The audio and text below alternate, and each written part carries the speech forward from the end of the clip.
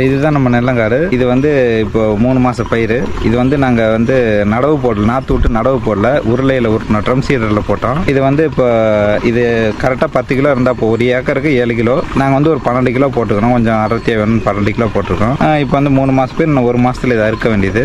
இப்போ இதுக்கு வந்து பார்த்தோம்னா 1 ஏக்கருக்கு 25லேருந்து 30 கிலோ வந்து ஆவரேஜாக வர வேண்டிய மகசூல். இப்போ போன வருஷம் எங்களுக்கு அந்தபடி கரெக்டாக வந்துச்சு. இந்த வருஷம் கொஞ்சம் நெல் போட்டுக்கிறோம், கொஞ்சம் கலப்பறி கொஞ்சம் இதாக இருக்கு. மற்றபடி ஒன்றும் இல்லை, நெல் நல்லா இருக்கு, மகசூல் நல்லா வரும்னு ஒரு நம்பிக்கை இருக்கு. இதான் அந்த நெல் பயிர். இதில் வந்து கரெக்டாக அந்த பூட்டை வாங்குற ஸ்டேஜ், இது பறவை பூட்டை இப்போதைக்கு இருக்கு. இன்னும் ஒரு 10-15 நாளில் வந்து ஓரளவு எல்லாத்துலேயும் நெல் பயிர் கருது வச்சிரும்.